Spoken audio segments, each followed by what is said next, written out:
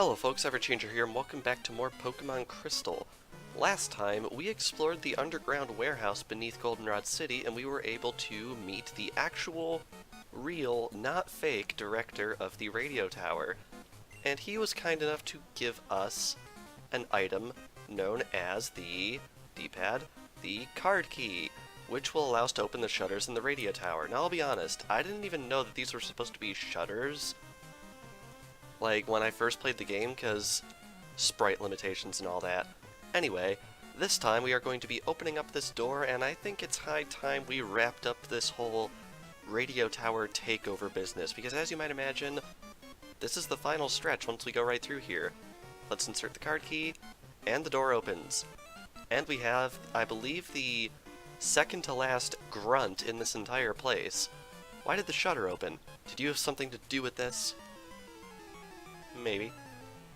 Alright, so we got a Team Rocket Grunt right here, and I have to say, the last couple of Team Rocket Grunt fights in this area are, like, I don't know, they make me feel a little sad, because, like, the executives, and as you might imagine, it's not going to be a Grunt that's going to be the final battle of this area.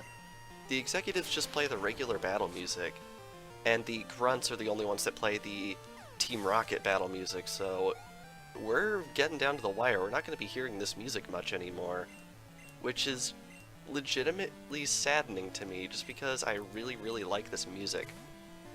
Also, I'm noticing Crobat should probably get the experience share because it's kind of low-leveled compared to the other members of the team, and why do we miss? Okay, I guess we're using self-destruct now.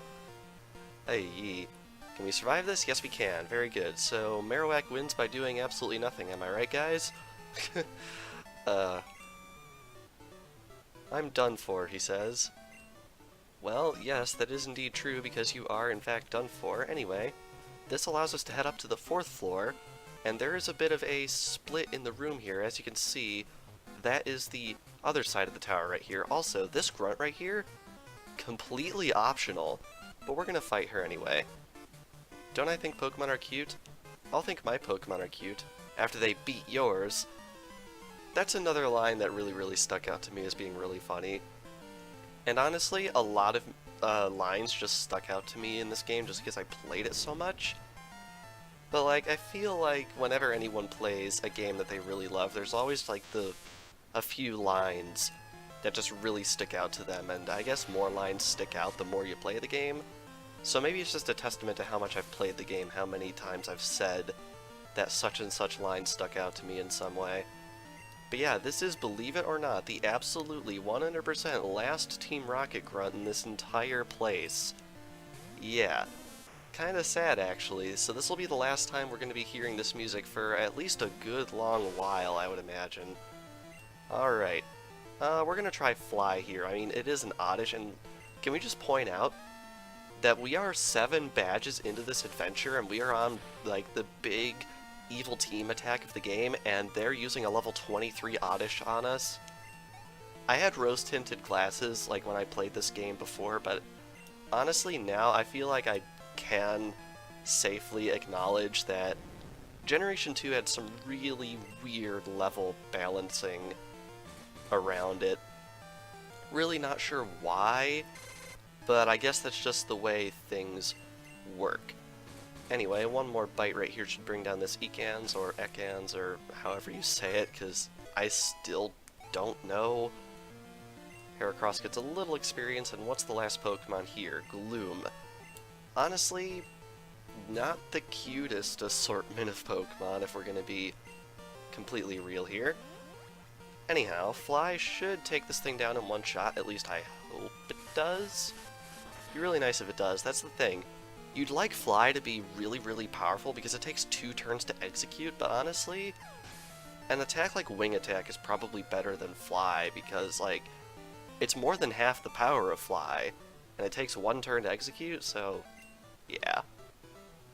Oh no, they're so useless. Rude.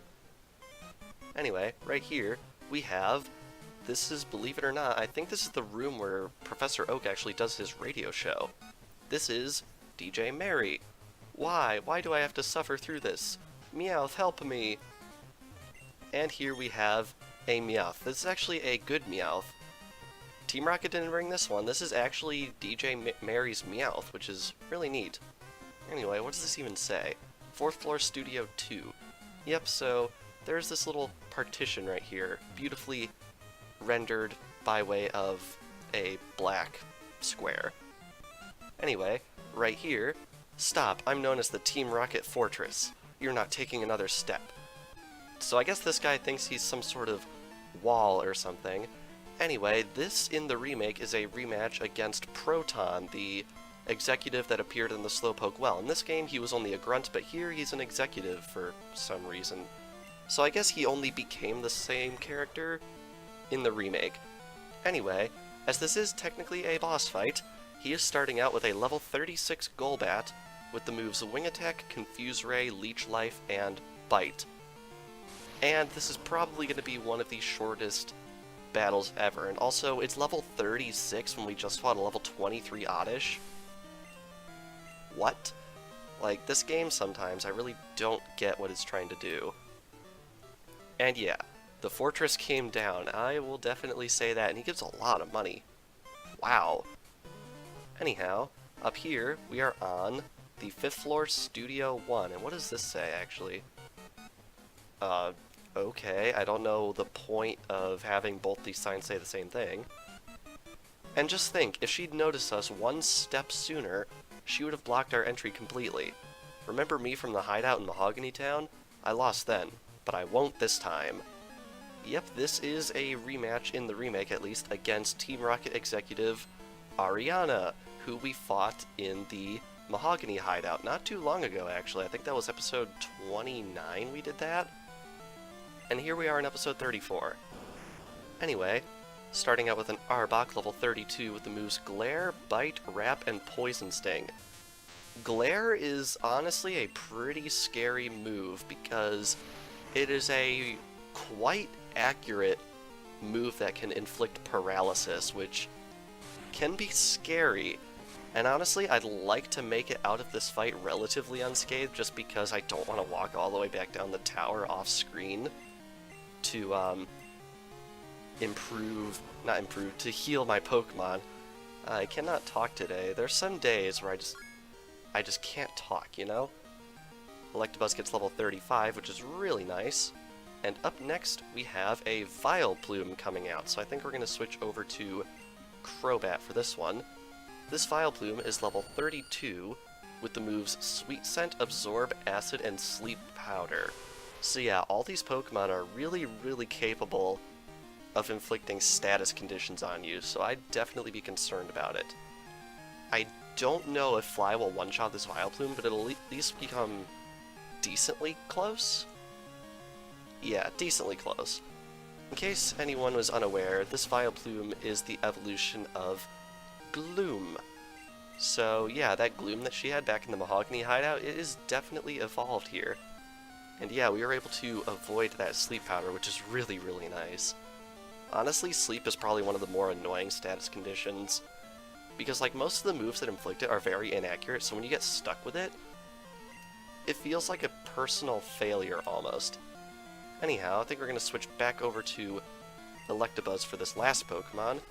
Murkrow, level 32, with the moves Peck, Haze, Pursuit, and Nightshade. I'm not sure, but I think this Murkrow is pretty much unchanged from the one we fought back in the Rocket Hideout, so yeah.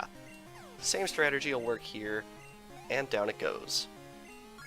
And Heracross gets level 31, very good. Very, very good. This can't be happening. I fought hard, but I still lost. And you always will lose. Anyway, right here, the game will actually walk us automatically over here. Oh, you managed to get this far. You must be quite the trainer. We intend to take over this radio station and announce our comeback. That should bring our boss Giovanni back from his solo training. We are going to regain our former glory. I won't allow you to interfere with our plans. This is the de facto leader of Team Rocket in Giovanni's absence. This is Rocket Executive Archer. as he is known in the remake, and he really isn't a pushover. He's starting off with a Houndour, or Houndour, I don't know. Like, I really need to get some of these pronunciations down pat. Level 33 with the moves Feint Attack, Ember, Bite, and Roar. For those who do not know, Houndour and its evolution are Dark and Fire type, and you will not be obtaining them for a while, because this is another one of those Pokemon where they really, really tease you with it, but we can't actually obtain it for ourselves for quite a while. Like, a long time from now. It's really, really stupid, and I don't know why they do this. Because, like, Houndour and Houndoom are really cool Pokemon, and, like, if I had the opportunity to use one in this Let's Play, I probably would have taken it, but we just cannot get it until so late in the game that it's really, really just not worth it. Really, really a shame. I think it wasn't until, I don't know, I think Platinum version where you could get this thing during the main adventure. Anyway, I just knocked out that coughing without giving its moveset. Level 33 with the moves Sludge, Smokescreen, Tackle, and Haze. So yeah, not really much different from any other coughing we fought. I mean, it has Haze, which is interesting. Anyway, his last Pokemon is a little scary. Got our 36 hit points right there, and it's going to take us right down to 2, which is pretty close. Houndoom, level 35 with the moves Feint Attack, Ember, Bite, and Smog, and believe it or not, we actually managed to one-shot it. I was not counting on that being a thing to happen. But there we go. Rocket Executive Archer was defeated, and with that, Team Rocket has also been defeated. No, forgive me, Giovanni. How could this be? Our dreams have come to naught. I wasn't up to the task after all.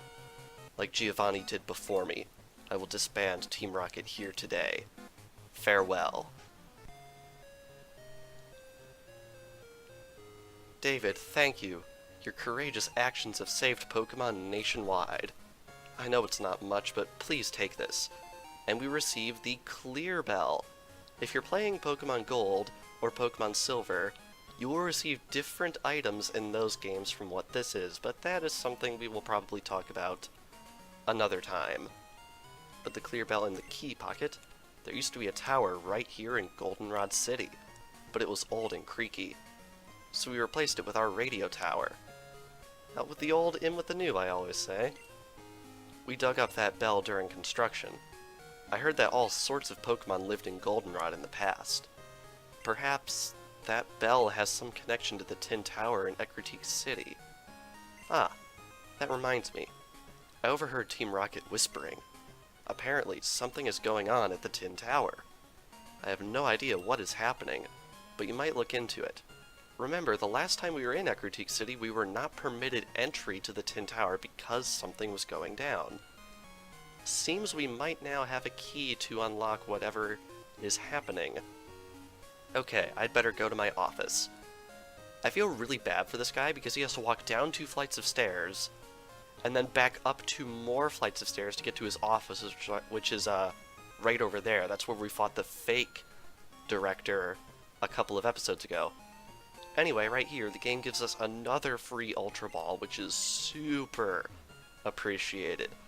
Really, really, really nice to have that, because as you might imagine, we're going to be having a need for it pretty soon.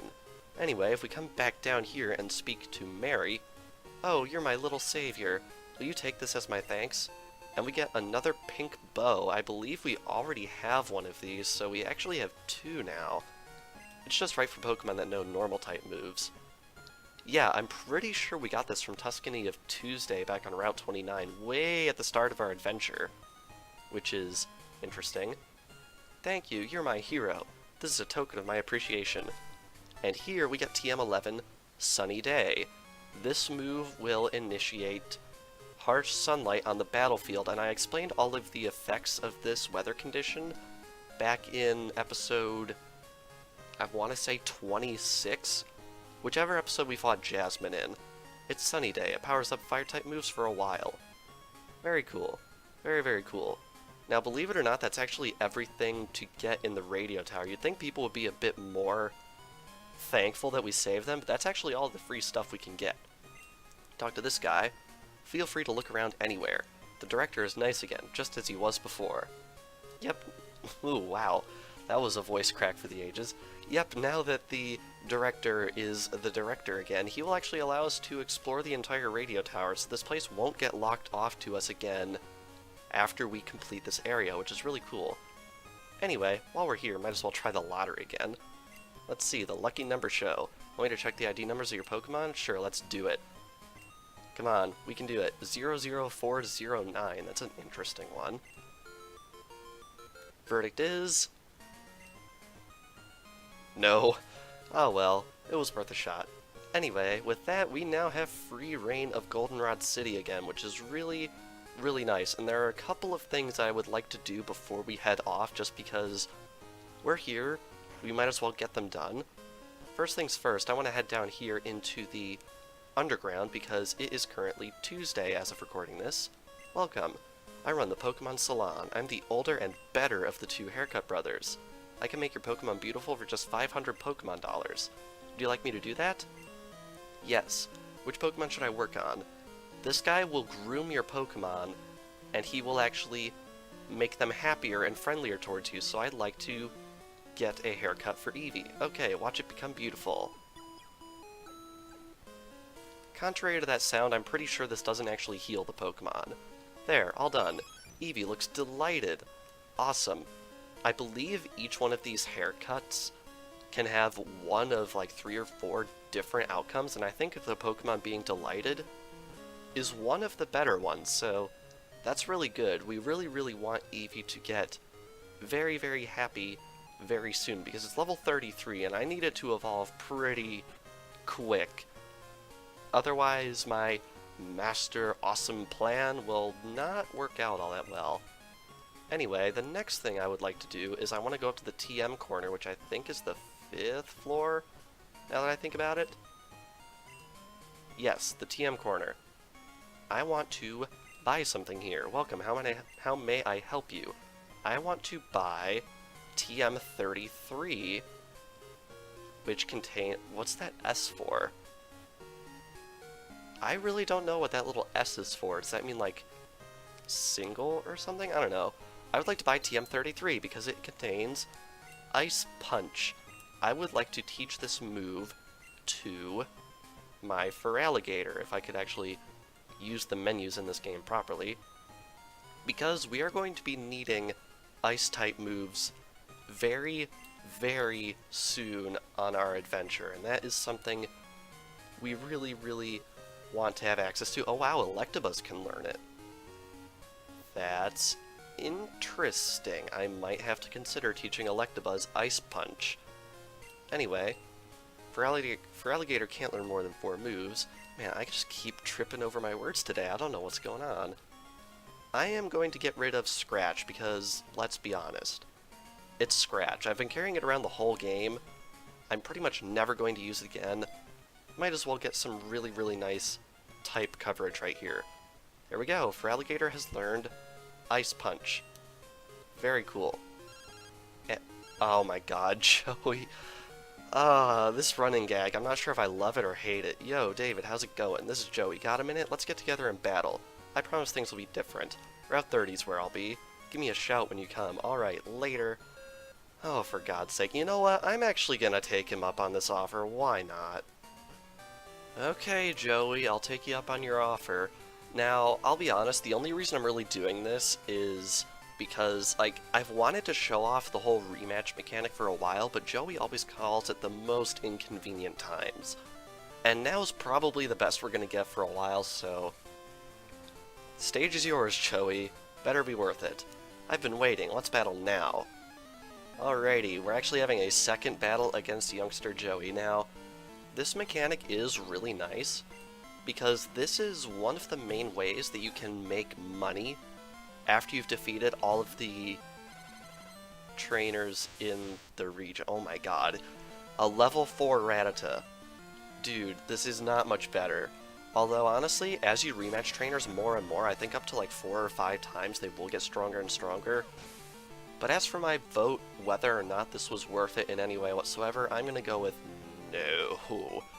How much does he pay out? Ah, I lost again, doggone it. Jeez, what a cheapskate. Seriously? Hi David, how are you? While shopping today, I saw this adorable doll, so I bought it with your money. Sorry, it's in your room, you'll love it. Okay, you know what? We're just going on a grand tour of the mechanics that we can show off now that we've beaten Team Rocket. I'm gonna go show this too. Alright, here we are back in New Barktown to finally show this off. So, if we head back upstairs to our room, not sure if we've even been here since the first episode of the series. Kinda crazy. Go over to our PC. I did demonstrate in the first episode that you are allowed to customize things like your bed, and posters, and ornaments. Most of these things are obtained through Mystery Gift connection with Pokemon Stadium 2.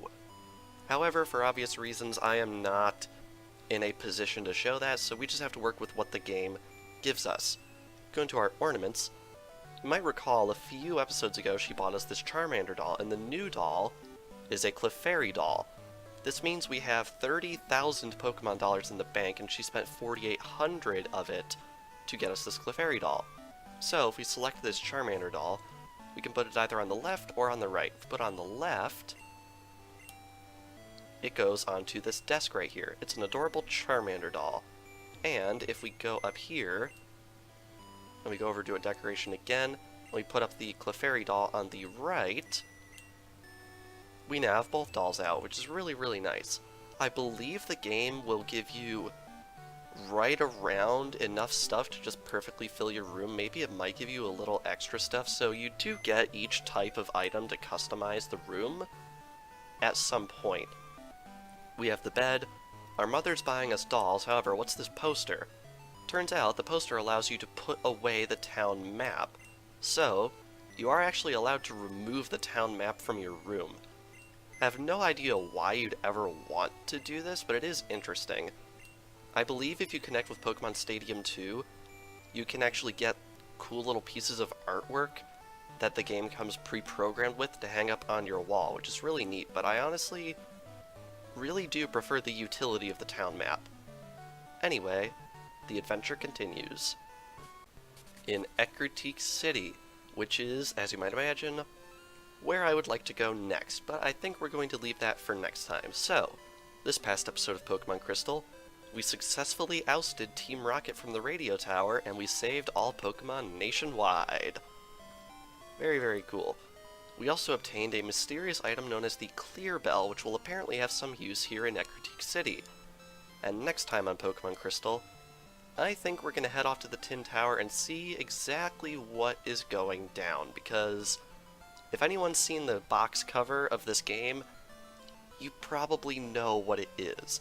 So without further ado, thank you all for watching, and I will see you guys next time.